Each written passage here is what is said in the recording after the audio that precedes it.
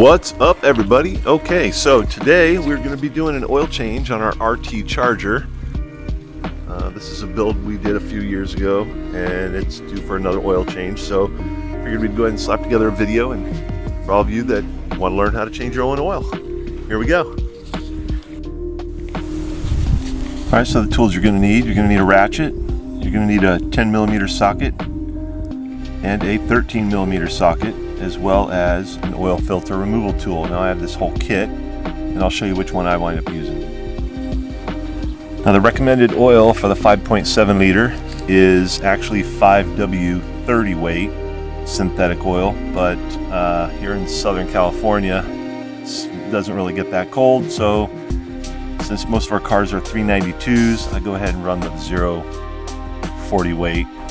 And for oil filter removal tools, I'm going to go ahead and use this one in the bottom corner. It's like a claw style that hooks to a ratchet. It's easier to get to the oil filter. Alright, first thing you're going to want to do, you're going to want to take that oil cap off. It'll help the oil flow out better when you take the bolts off underneath. Once you're underneath the car, you got to remove the 4 10mm bolts that hold the service cover on. It's that big plastic panel that says removed for engine service.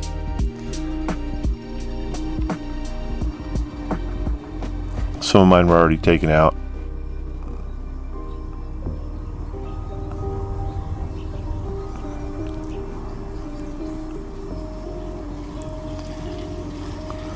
Once you get those off, just put the panel aside out of the way. So the first thing you're going to want to do is loosen the oil filter.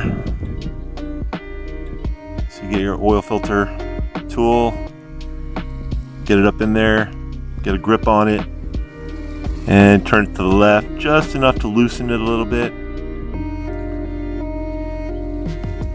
Make sure you have your oil pan ready to go. Put it underneath where the oil filter is on the ground, and go ahead and loosen it up. Unscrew it, and be prepared. This is the part where it gets a little messy, because as you pull it off, there will be oil coming out all over your hand.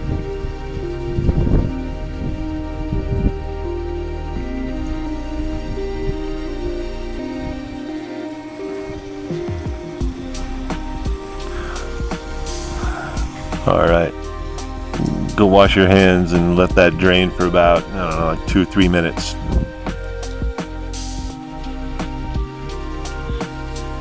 All right, once that kind of stopped draining out, move your oil pan underneath where you're going to remove the next bolt. Start loosening it. Just a couple turns, you can get the rest by hand. And yes, once that drain bolt comes off, that oil is going to shoot out probably 10, 12, maybe 16 inches out. So make sure you have the pan in the right place. I can't tell you how many times I've seen people put the pan directly underneath and the oil just shoots all over the driveway, garage, or wherever. What a mess. All right, now leave that for, I don't know, maybe 10, 15 minutes. Meantime, you can go ahead and start prepping the oil filter. But most importantly, always make sure you use a Mopar filter. There is a difference and they filter better. Now what you're going to want to do is you're going to want to take one of the quarts of oil and pour about half the container inside the oil filter.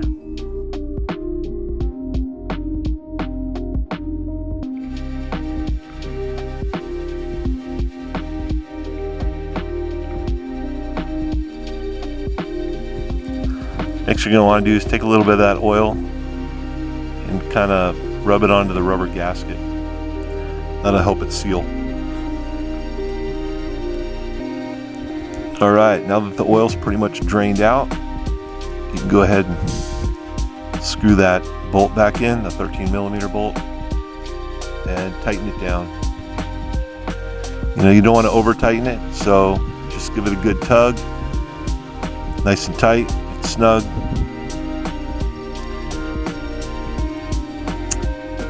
Get the oil pan out of the way so you can reach up and install the oil filter.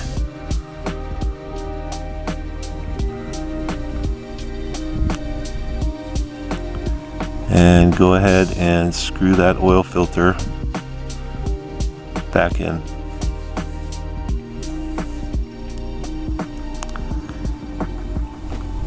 Now you don't need a tool to tighten this thing down. Just tighten it really good by hand. You definitely don't want to over tighten it.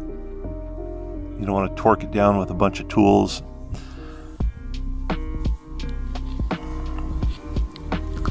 Next step, pour the last 6.5 quarts into the engine and put the oil cap back on.